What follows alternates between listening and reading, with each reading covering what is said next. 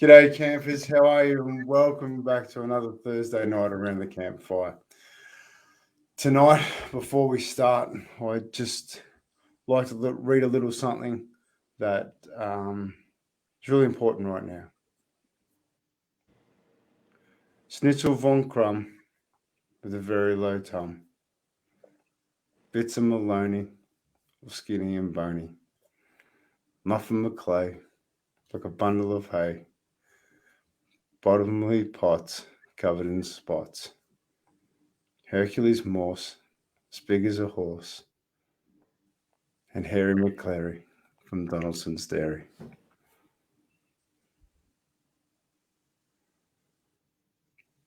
I'm very grateful tonight we're talking about forgiveness.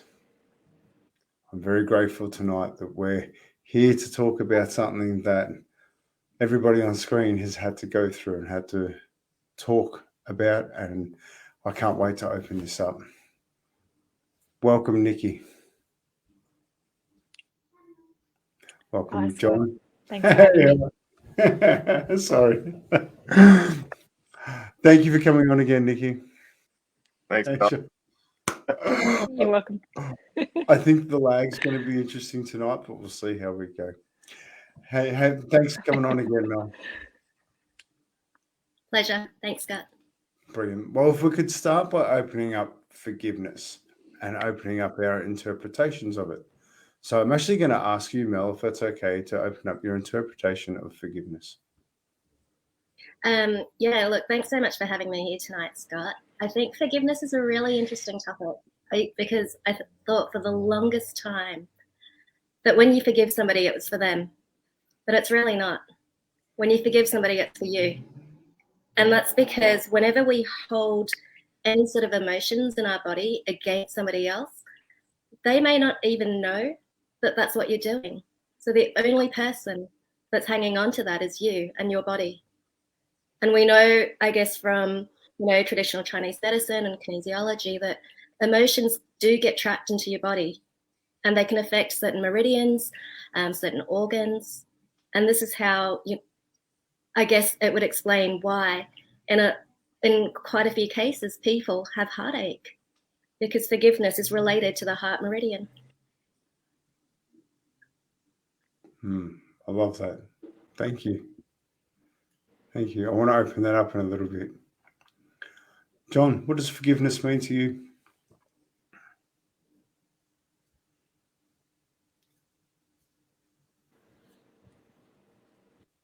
Did we get that? John, do you hear that? Okay. What does forgiveness mean to you, John?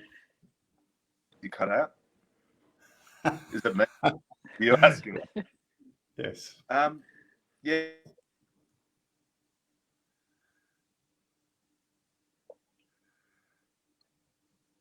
Okay. We can forgive him for losing him. John, I'm going to ask you if it's okay to hop out and come back in, if that's okay, because we'd like to try and get a better connection. It's just dropping in and out a fair bit. Is that okay? I think so. Oh, I love it. And look, forgiveness in itself, here we are live doing a broadcast and it's not quite working okay. And you can forgive it at the moment because of the times we're in. The internet everyone's using it. We're just getting used to it. So Nicque, what is forgiveness to you? So forgiveness to me is very similar to, exactly what Mel said, to be honest. Having gone through something in my life where I've needed to forgive somebody, I found was very difficult. So I had a marriage and found out that my husband was cheating on me our entire relationship.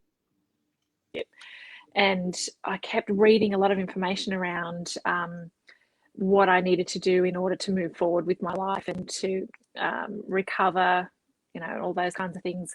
And forgiveness kept coming up as being what I needed to do. And I felt like at the time that I couldn't do it. I couldn't forgive somebody for destroying our marriage and also breaking up our family. And it wasn't until I got to the point where I realized, exactly as Mel said, that it was eating me up. it had nothing to do with him. He was getting on with his life and having his own struggles and challenges around it. So, yeah, it definitely was something that I needed to do in terms of just enabling myself to live my full potential. Yeah, brilliant. Thank you. So already off the bat, we're talking about forgiveness being about ourselves and not about other people, which is beautiful to hear. Mm. So, John, forgiveness, what's it mean to you? Well, I've come to realise. Sorry, I wasn't there for the others. I was there for Mel's explanation, but I don't know if it's been. I'm repeating things, but for me, it's comes back to self forgiveness and knowing, like, if I can't forgive myself for something, it's you know, it really comes back to things that, or not seeing that you've actually done something, you know, wrong. It's just I guess it's having a compassion for yourself, and then that extends to others. So you're not actually seeing it as a particular wrong. And I mean, there is definitely, you know, different levels of transgressions, I guess, if that's what you want to call it. But it all comes down to judgment of self, I believe. And what if you judge yourself, or if you don't, it's if you can love yourself for your, you know, the things you perceive you've done wrong, then it's easy to forgive someone else. Yeah, it's interesting because we've all got the same versions of forgiveness. It's all about self. So how do we come up with that? Because so often in our communities and society, we've got to forgive others. And I'd like to challenge that tonight, because I don't necessarily think it is about forgiving others. I think it's, my personal view is it's more about accepting others so that we can accept the situation as it is, so that we can forgive ourselves for being in that situation. Because more often than not, we seem to be hurting ourselves with the pain, and the only thing we can change is the way we see that. Yeah. John? So for me, what I realized is that I can hurt other people as well. We all have it within us to hurt other people, and it's how we respond to that, you know, in terms of forgiving ourselves for, you know, acting out of fear, or you know, in a stressful situation, or whatever. But I think if I can't, as I said, if I judge myself for what I'm doing, then, you know, I have to live with that. But if I can sort of perceive or have more compassion for myself, in that I made a mistake, and then others may make mistakes in terms of my perception, and that I get affected, I think, you know, I think there's a lot of energy wasted in blaming other people when it's actually something that, you know, you spend enough time blaming yourself for things that you may have done in the past or whatever. So I think if you can get back to an equilibrium where, yeah, people are just human, and they do things, and for the most part they don't mean to. It's just the way, you know, due to their past or their backgrounds or whatever. So I don't know if I explained it very well, but it's a fairly deep topic, but it really comes back to myself. Yeah, look, and I really appreciate that, because forgiveness is not easy. Opening up this conversation is not going to be easy. It's going to take a little bit of time to open it up and find some depth in it and find the real things that we want to get out of this. Because, you know, as I said earlier, you know, like I chose this panel for a reason, because we've all had to go through bits and pieces in our lives that we've really had to come to a place of forgiveness so that we can move on. So I'm going to ask, and I'll actually start if it's okay with you all, to share the situations that you've been through that you've had to use forgiveness, if that's okay. I'd really appreciate that. So I'll start. Mine's with my father. I had a long time battle, which has actually been inside the Campfire Project. It's on record, that interview I did with him. We were caught up for the second time, and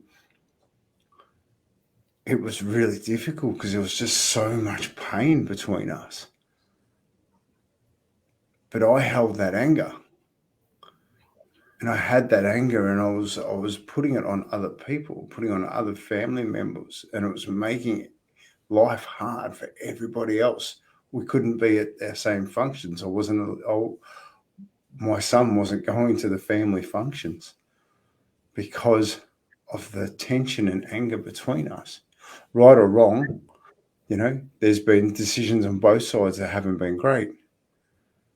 So I had to go and learn about him so that I could see him through a different set of eyes. It wasn't about me forgiving him for anything he'd done, but just accepting it is what it is.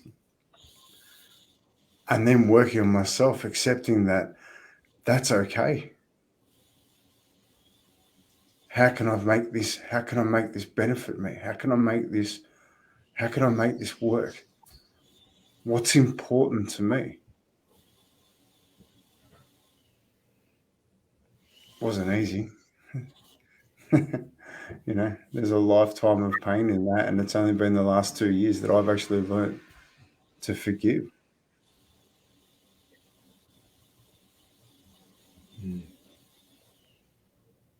And I'm still learning. That's why we're here today, talking, learning, sharing, bringing it together so that we can all do this together. So, Nicque, would it be all right if you shared next? Yeah, sure. So I touched on the fact that I had a husband who cheated our entire, a very, very dark point in my life. I was the type of person that one of my strongest values is truth. So I felt like I needed to know the information. I needed the truth to be able to then process it. And I isolated myself and had to learn to have some form of acceptance around, it is what it is. It happens to a lot of people. My life's not over, those kind of things. But if I can extend beyond that situation, similarly to you, Scott, I've got no relationship with my mother, who now forgiveness has come up. I've seen a few counsellors over the years because there's been a lot of trauma and a lot of violence in our lives. She's the type of person who is quite, she's very narcissistic, she's domineering, she's violent. It's the emotional abuse as well as physical and psychological abuse that we experience as children growing up, often left on our own, things like that. And people have sort of said to me over the years that I need to get to a point of forgiveness to forgive her. Now, I'm going to be completely honest, I don't. However, I'm fine with it. So maybe this is just a different level of forgiveness that people can get to, where I've just accepted it, and I've cut her out of my life. The last kind of couple of conversations we had was when my first daughter was born, and she rang on her first birthday actually and said, put her on the phone, I want to say happy birthday to her or whatever. And she was asleep, and I said, she's not even going to know that she's spoken to you. And so I said no. And she said, the worst thing I ever did in my life was give birth to you. And I was like, wow, thank you. And we're done. So, you know, I think part of forgiveness is around self-awareness and your own personal value, and what it is in your life that you will and won't accept. So yeah, that's been part of my journey with regards to forgiveness or non-forgiveness in that particular situation. I've just chosen to accept that it was what it was, you know, tried to learn beyond the negative and toxic influence that she had on our lives, and feel like I'm doing okay without her. So yeah, just another layer, I guess. I really want to thank you for that, because I can't imagine how painful that would be. Used to be. Yeah, I think in my 20s, you know, I really felt like I lacked having a mother figure in my life. But I have other women who have filled the gap, and other role models in my life, and other support from, you know, so many other areas of my life that I don't feel like I'm lacking, and it's not painful anymore at all. I love that, and I really appreciate that. The fact that other people in your life have gifted you.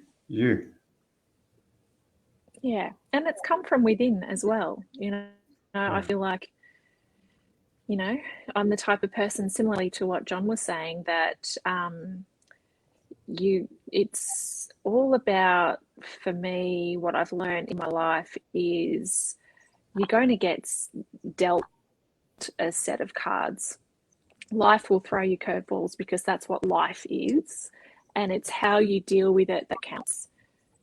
You know, and you can stay stuck in that spot where, you know, you've got the pain, you've got the anger build up, as you were saying, that you've got, as Mel was saying, that you can hold on to it in your body, and it can create all sorts of physical issues. I've experienced that as well. You know, like I lost a lot of my gum when I was going through my marriage breakup, just due to the stress.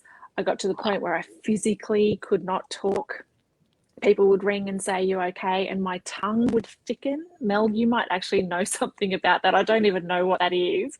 And I've worked in natural therapies for 4 years. So I've dealt with kinesiologists and naturopaths, and, you know, had exposure to that. But my tongue would literally thicken to the point where I would physically not be able to talk.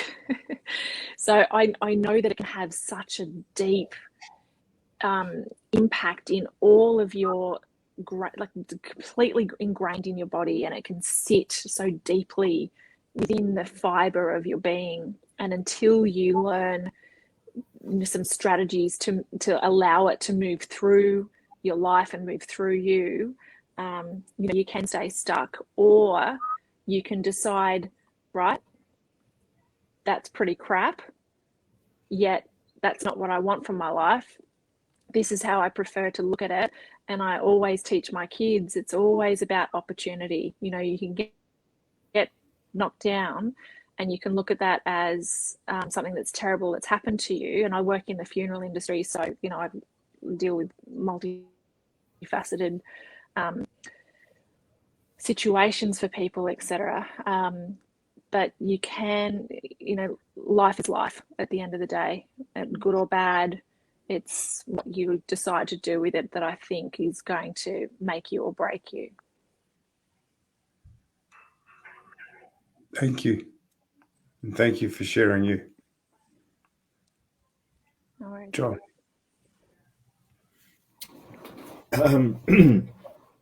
For me, I mean, I've had the experience of losing a father and a mother in the last 5 years. So,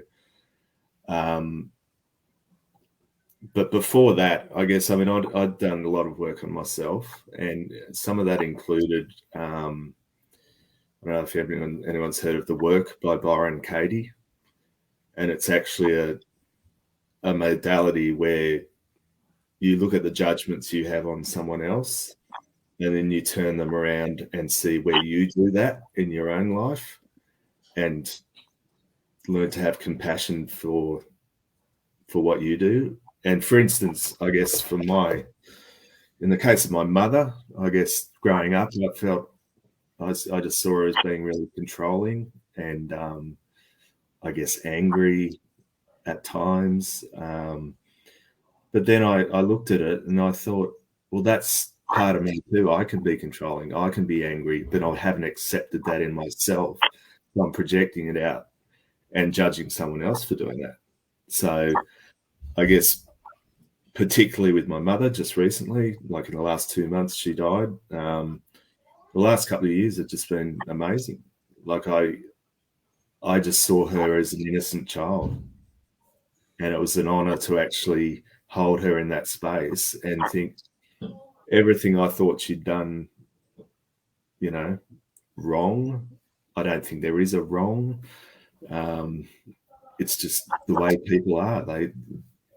She had an upbringing that made her sort of have to be super vigilant, and on the other side of it, she was a nurse, so she was all about caring for people. So that was her way of caring for me and my brother and sister growing up, was keeping it as close as possible and not letting us, keeping us from the big wide bad world, I guess.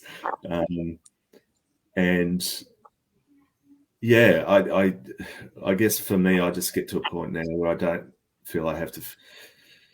I mean, there's times, maybe sometimes, where I have to consciously forgive someone, but I'm actually looking at myself as well and saying, okay, where do I do that? And do I accept that in myself? The fact is, we've got everything in us. We've got the capacity for everything, positive or negative. So I think, as I said at the beginning, it's really just coming back to forgiving everything in yourself that you have done or could do at some time. And that's just been highlighted in really, my experience in the last few years of losing my parents and just seeing them as, I have absolute gratitude and love for them, for who they were. And I don't look at what they may have done, because they did it out of love. So, yeah. Yeah, beautiful. No, and thank you for sharing it. Like, honestly, about your mum, where it was at. I really appreciate that. Thank you. No. Oh man, you put me on the spot. I didn't think I was going to have to share. If you don't. No, I think this is a great opportunity, because I used to be the person who could hold a grudge like a champion. Like, it was something that I was really good at, and obviously not very productive in life. But I had a fallout with my dad a few years ago, and it was big. It was really big. And it's interesting that everybody here has talked about relationships, especially with family and parents, because I guess, there's so many facets to those relationships, from when we're a child to as we grow up into adults and become our own people. But it was really funny, because in my whole life, I've never, ever heard my dad apologize to anybody. And he apologized to me. And my mum was like, can't you just get over it? And to me, I was just like, I felt like I'd been so wronged. And so for me, I was like, well, I'm not ready to let go of what happened yet. But the more that I thought about it, and as time went on, I also realized that the more that I kept myself stuck in that lower sort of vibrational feelings of hate and blame and, just anger, the more I was denying myself on the opportunity to have more happiness, to have more joy, and to actually have that relationship with my dad that I do want. And it's been quite a while, and we're not there yet, that it's better. And I also know, you know, they're not going to be around forever. My dad just had a triple bypass actually a couple of weeks ago, and I haven't even been up to see him because we're in lockdown. So, but it makes it, I guess, as you get older, you just realize it's not worth hanging on to stuff that doesn't serve you anymore. Because why would you want to deny yourself the opportunity to be happy? The opportunity to smile and enjoy life with the people that you do want to be with, instead of holding on to something inside of you and just letting that eat you up. So, you know, it definitely is a process and everybody does it in their own time. But it's, I guess for me, what I've learned is the quicker you can do it, the easier life becomes for you. So, yeah. Wow. Firstly, I want to thank all three of you for just being so open and just sharing it.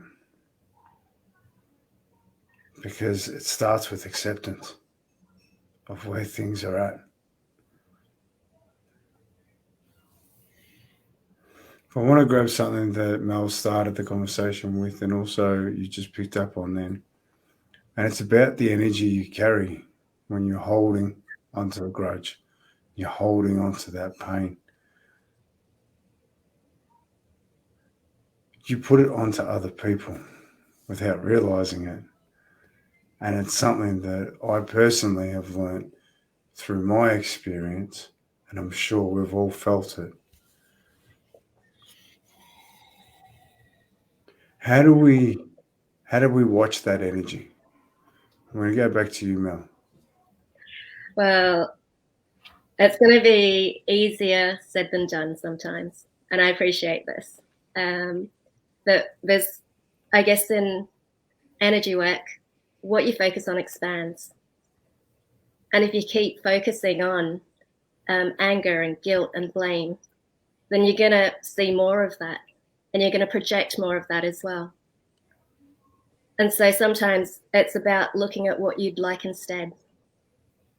Do you want to be, who do you want to be? Do you want to be happy? Do you want to be laughing? Do you want to be loving? And focusing on those emotions instead and choosing to be in that energy, because you can't be two opposite things at the same time, right? So if you're looking in this direction but you want to look here, you need to do it slowly. Otherwise, you're just going to snap your neck off, right? But so if you're not ready to completely forgive, it's like, you know, maybe go, well, I'm open to the thought of forgiving. I'm open to the thought of letting this person back into my life. And slowly, slowly, slowly, you'll see that, you know, you can shift that emotion into something that you do want. Yeah, I love this because, like, you know, and thank you for that, Mel, because it is shifting it, but how do you shift it, right? Because you're in your head. You're feeling it in your head. And quite often it gets down into the heart, and it's that grudges, they're well beyond here. They're in the heart. They've got the emotion of pain. And when people talk and you share stories, quite often people will share a painful story before they'll share a positive one, because the emotion of pain holds them a lot stronger.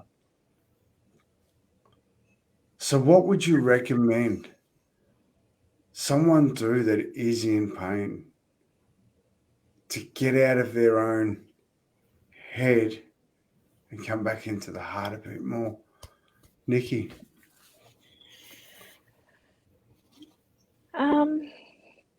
Definitely don't isolate. That's a mistake that I made. I had isolated for a number of years, which took me to even worse places and try to take my life, that kind of ridiculousness. So I think the best thing that you can do is find the right support network for you. I do think there's a place for not forgiving people. There are some things that shouldn't be forgiven, or, you know, that you know, that it has a place in somebody's life or somebody's journey to hold somebody or something at arm's length that's not going to provide them you know, either some safety or a safe place for them to be exactly who they are or what they want for themselves. So I do think there's a place for it, but again, that needs to be unpacked with making sure that you're doing that in a healthy way that's not going to be destructive to you and to others and to, you know, potentially that person. But I think it's just baby steps, as Mel was saying. It's a process. You can't just do it. It's not a thing where you wake up one day and you go, right, I'm just going to get on with my life and forgive that person and whatever. It's a journey that you need to go through. For me personally, I needed to process, I needed to unpack, I needed to understand, I needed to know in order to move forward. Some people are completely different and have a different process and a different mindset as to what's going to benefit them in their lives. But I think it starts with the acknowledgement of the negativity that not forgiving somebody who deserves some level of forgiveness, that they have that kind of awareness of, all right, this is what it's doing to me. I'm holding on to this. This is destroying me mentally, physically, on a day-to-day basis. You know, and you look at the person that's potentially impacted you, where, you know, that's the person that you need to sort of forgive, and they're fine. So, yeah, but I definitely think baby steps, really trying to reconnect with things that make you feel good. Basic things like getting some fresh air, getting some sunshine, listening to a favorite song, watching a show that's, you know, uplifting or positive or funny. I think they're you know, some of the things to do. But can I just digress just quickly back to something that Mel was saying? Is that okay? Yeah, definitely. So I read something recently, which I found was very fascinating and really resonated with me, about people who don't know how to say sorry. There's a theory that somebody who finds it very difficult to say sorry, it's so deeply ingrained in them of their self-worth that they feel like if they apologize for something, that it's ripping open a vulnerability to them, that they are a bad person. I might not have surmised that properly, but hopefully that's the gist of all of this text that I was reading. And it really resonated with me because I thought, you know, I do that sometimes. Because my mother was so domineering, and it didn't matter if you were right or wrong, or you did something or you didn't, you know, as children, we learned to be invisible, because if we did something right or if we did something wrong, we got in trouble no matter what. And so you learn not to create waves. And most of the time, you know, my brothers and sisters and I did nothing wrong. And I've realized that within myself, that if I do hurt somebody's feelings, I feel it's so deeply ingrained in me to apologize that I feel like I'm a bad person.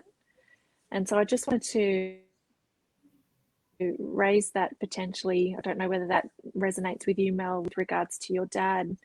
You know, and I think we all hold our parents, you know, they're not human in some respects. You know what I mean? Like they're you know, they're not cool, they're not funny, then, you know, like they're old, you know, all of those kind of things that we think our parents are, that they should know better and blah blah blah. But even as a parent myself, I realized that I'm gonna stuff my kids up in some form or you know, because I'm just a person and I'm just still trying to live my life on a day-to-day basis and learn and grow, and I've got my own personal journey and all of that kind of thing. So I think we kind of, it's hard for us as children, even as adult children, to look at our parents as anything different than, well, you should have done better, or you should have known better, or why did you hurt me, or why weren't you there for me, and all those kinds of things. So maybe, Mel, that's something that you don't yet know about your dad, that something happened to him perhaps that made him feel like he can't apologize. And I do think that that's amazing that he has to you, and I hope that you, on your journey with him, you know, that gap starts to close over time. Yeah. Thank you. Yeah, it's funny because, you know, we learn from our parents as well, right? And so maybe that's why I was so good at holding grudges, because I was observing what he did. Who knows? But yeah, nurture, not nature. Yeah, totally. But it's just interesting as well, because now that I look at him, all I see is an old man. And that breaks my heart. I'm like, you know, we weren't a very close family, but I have the opportunity now to change that. And it's up to me to do it. I love that, and I want to grab that. And it's never too late. No, it's not. But it is up to you. It is up to you to make that difference. You know, like it's... And I'm just going to go into my story, and I don't often like to do that on these, but tonight I think it's important, because with my father, there was that much pain there. That was too much for him to bring up. It's too much for him to open up that vulnerability, and I'm so proud of him for doing that. I'm so proud of him for sharing his story. But in order for me to be able to go into the forgiveness of the situation, and it was the situation more than it was him, I had to understand him and not put any part of me in the story when I was learning about him. Because I saw, like I think we all do, we see our parents as our parents, and we very rarely see them as men or women in their own right. So we don't see the struggles as a man and a woman. We just see them as the parents, and what we're not getting as we grow. You know, and there's a lot to that. And can I add something, Scott, there? Please. Just the question, what didn't they get from their parents? Yeah. It's a continuum right down the line. So you can blame one person for something, but it's come from somewhere else, and they just do the best they can with what they've got. Yes, they do. You know, and it's... I've been thinking about how to take this into the next stage, because the thing that I really want to bring up now is how fantastic is it that we've got these opportunities to sit and listen and talk and grow like we've never had before. All of the generational trauma that our parents and their parents and their parents and their parents and their parents, we've come to a stage of existence where we're starting to understand emotional needs. We're starting to look at each other and just forgive one another for what's happened in the past, and take the opportunity to grow, because we're worth it. Our parents are worth it. Our friends are worth it. We're considering the energy we carry when we go into situations, you know. And I'd really like to jump over to John for a second, because inside his work, he sits... Oh, I'm going to let you tell everybody what you do, but I want you, just if you could, just the difference in the way that your customers react to the stories they hear, because they see the person in a different light. Yeah. Well, I was just to step back from that for a minute. We were talking before about, you know, people are just human, and we place these expectations on them to be, you know, infallible, perfect, Otherwise, if they're not, we feel insecure or afraid or unsafe, but we can't put that on another person. And once you remove that role, I guess, for my work, it came from my father passing away, and I didn't know much about him other than as my father, as the provider, protector, disciplinarian, basically silent man that I knew nothing. He gave nothing away unless it was really necessary.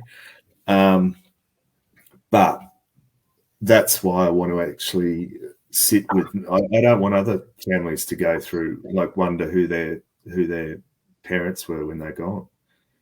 So I try and sit with them as a human being and create a space where I say, okay, you've got kids. This is, technically it's for your kids, but it's actually, at the end of the day, it's for you to investigate who you are as a person and look back on your life with that role removed and that pressure. But then the benefit is that the family gets to see who they really are. So it's, I guess one of the hard things is getting them to actually open up, and it's particularly if you ask them if they've had any regrets or any stuff ups in their life, they often don't give themselves permission to actually own that they have. They still want to, and some people will not even do it. Like, they'll pull out at the last minute because they think they're going to be exposed for being, less than they thought they needed to be for their, I don't know, for their families or for society or whatever at a deeper level. But yeah, and that came from me being in the hospital room with my father when he was dying, and all that. I just saw him as a human being. I said everything I wanted to say to him. He said, things he'd never said to me before, and it was just, I just understood that right then, the power of letting go of our expectations of people and blaming them or looking at what they've potentially done wrong against us, but they never meant to. It's just, I don't know what my father's gone. I don't know what his father was like to him. I suspect he was very closed down himself. So, my whole mission is to give men permission to be a human being and just,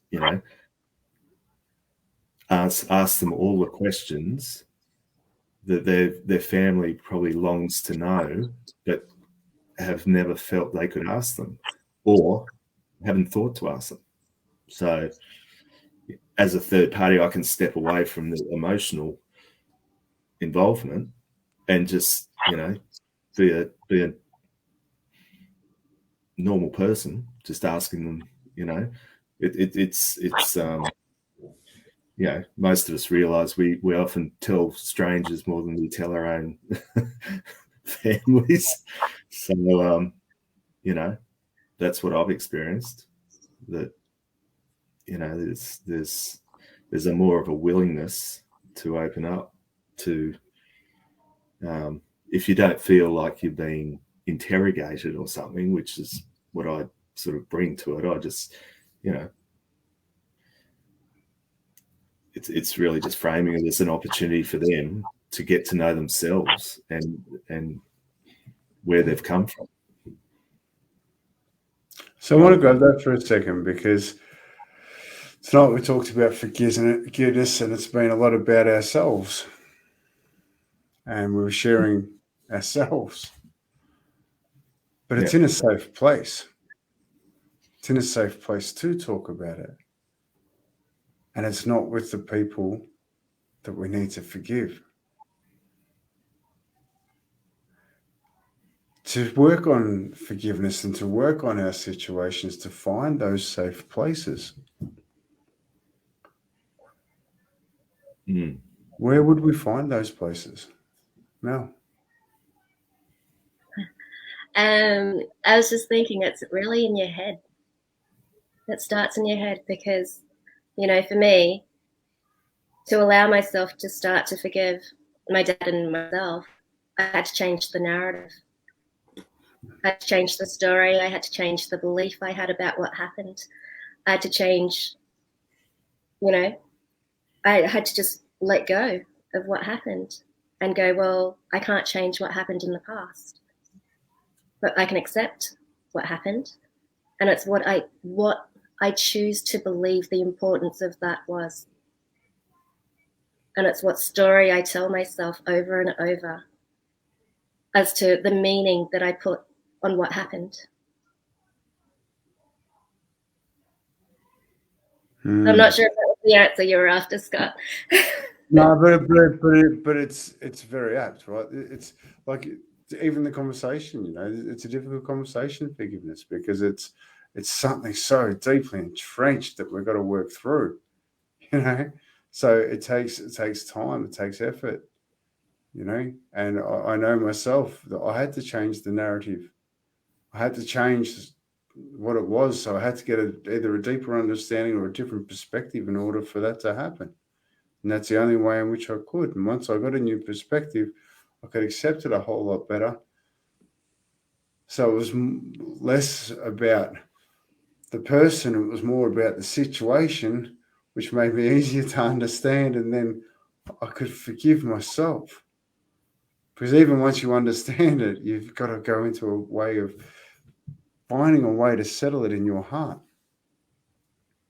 Would you agree, Nicque? Yeah, I do agree. I'm also the type of person, though, that I'm very aware that people have it worse off. So, you know, anything that I've experienced in my life where I've felt like it's been an injustice or, you know, that I shouldn't have been treated that way, that sort of thing.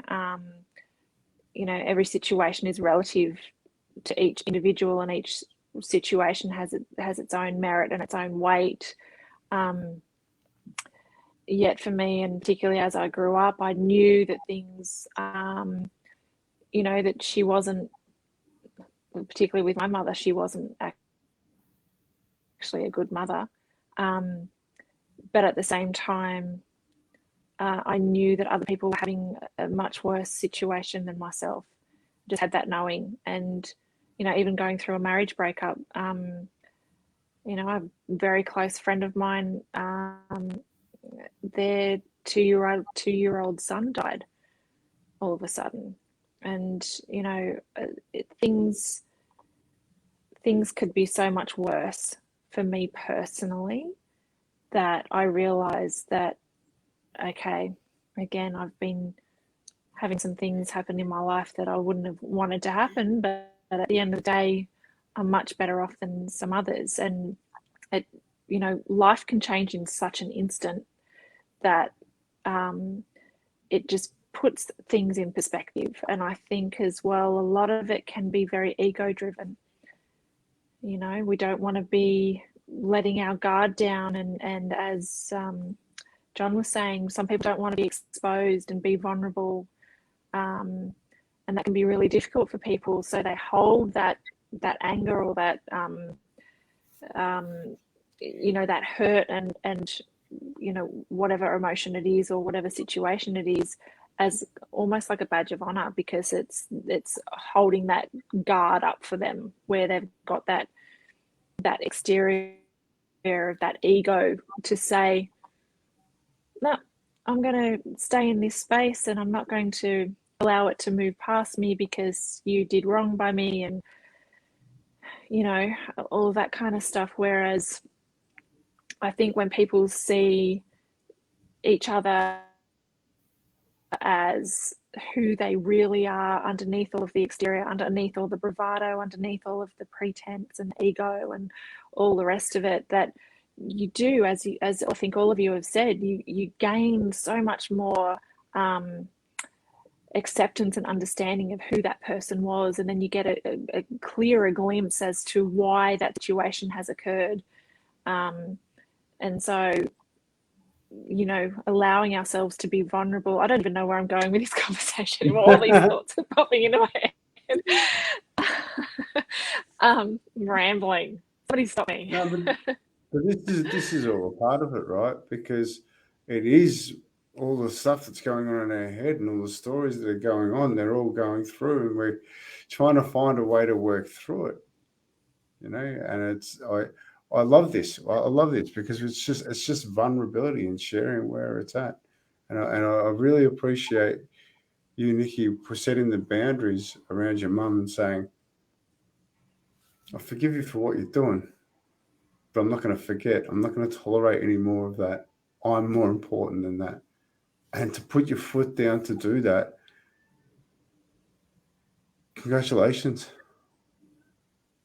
Because I think that's something that, you know, sometimes we just need to do, is to say no.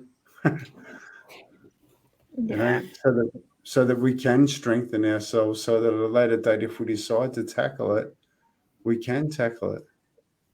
Because you've got to be, and if it's okay, you've got to be in a position of strength and understanding of you before you even tackle the big situations with other people. Because if you go into those conversations with anger and just that energy of anger and fear comes out in the situation and explodes. Too hard to forgive when you're still going at each other. So. Yeah, and I think John tapped on this before too, that, you know, it becomes a generational issue. And I really struggled with being a mum, you know, particularly with my first daughter. I couldn't even say the word mum because it didn't mean what I felt for my own child. I loved her. I would protect her. I'd do anything for her. And that was complete polar opposite to what I experienced in my own situation with my own mother. And I don't even refer to her as mother anymore. I call her by her first name, if ever I even, you know, comment on her. But I really struggled with what that was, what mum meant, because of that impact that it had on me. But, you know, once I let my guard down and just thought, you know, this is more what the true sense of mother is what I want to be for my daughter. So I'm going to break that cycle from what she was like. I'm going to be very conscious, and I have that in my awareness all the time, to not be like she was. So therefore I'm trying to break that generational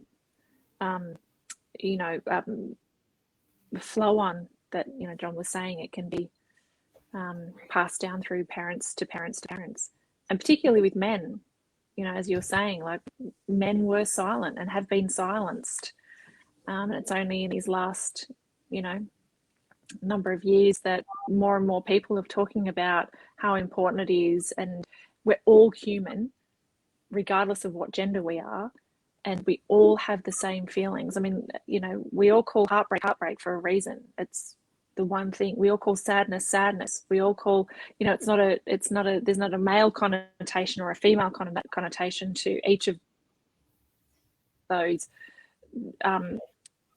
names of emotions, because we are all the same. We all have these different feelings, and I think it's really important that men in particular are given a voice and given that opportunity to share their truth about what they've been through, and, you know, where it is that they either want forgiveness or need to give forgiveness. I love that. I love it. It's pretty much what John and I are about. We spend a lot of time inside that area, and I'm just so grateful for the opportunity that is the modern era where we're learning.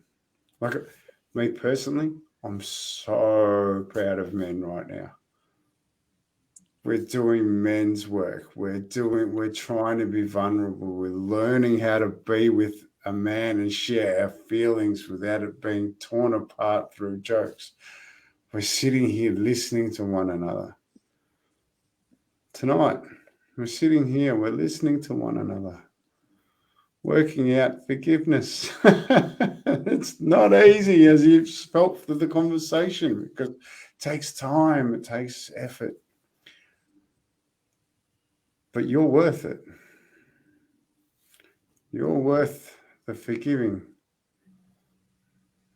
And I think you can see that on the screen tonight. 3 people who have learned how to forgive, but they've made it bigger than themselves. And it's beautiful. You've got beyond yourselves. And I'm just so grateful.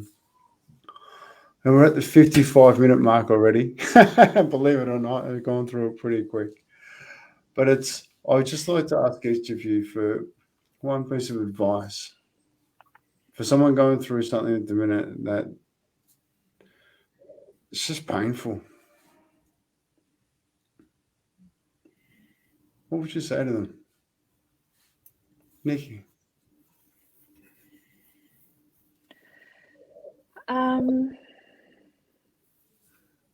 Use the opportunity to work out what it is that you want for your life. That's it. Just really, really try and take a step back from the situation and, you know, give yourself some space and some time around whatever's going on for you, and use this opportunity to reevaluate what's important. You know, life is short, and you don't want to waste it. Beautiful. Thank you. John? I think for me, it's really just coming back to a heart space of having some compassion and gratitude for one, ourselves, and when we stuff up and hurt other people, but also that person that you're painting them as the worst person in the world, maybe, you know, for what they've done, but try and look beyond that to who they are, you know, as a person. And that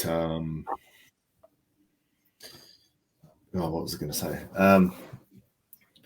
I guess that, yeah, they do their own things for certain reasons, as we do. So, I mean, the only way you're going to sort of, I think, heal yourself is to see them. And, you know, in terms of our parents, I mean, if you can be grateful for at least the fact they gave you life, if you're actually pretty happy about that, I mean, that's one thing. You know, they might have done a lot of, you know, bad, you know, things that you've deemed not so good, but you wouldn't be here otherwise. So, and it just opens that I guess that potential to actually see them in a different light and try and understand them, and then that helps us understand ourselves. So it's like, yeah, it always comes back to us, I feel, and how we perceive things and treat ourselves.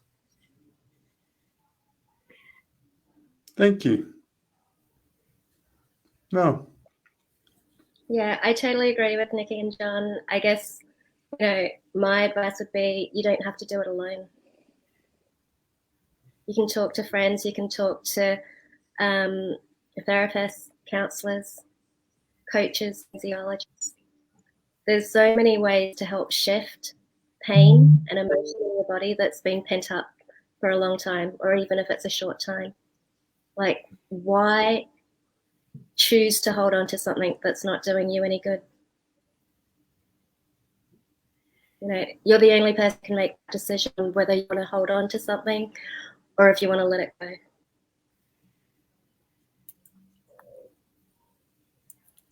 Yeah, thank you, Mel. Because like I'm just summarising and just feeling what the conversation's been about tonight, and I feel like it's all been about ourselves, which it is when it comes to forgiveness. And I'm so grateful that we've talked about this and shared this because it's come back to the same thing. Take it easy on you. Do what's good for you. Before I close out, I want to thank you, John. Thank you, Nicque, and thank you, Mel, again for just coming on tonight and talking about a conversation it's a hard one. It's a hard conversation, but it's definitely worth it. So if it's okay with everybody, I would like to close out with a little something that's really important today. So thank you, John, for coming on. Thank you, Nicque, and thank you, Mel. Thanks, Nicque. Thanks, Mel. Schnitzel von Krum. Sorry. Schnitzel von Krum with a very low tongue. Bits of Maloney, or skinny and bony. Muffin of clay, like a bundle of hay. Bottomly pots, covered in spots. Hercules Morse, as big as a horse. And Harry McClary from Donaldson's Dairy. I promise to make you count. Thank you. Good night, everyone.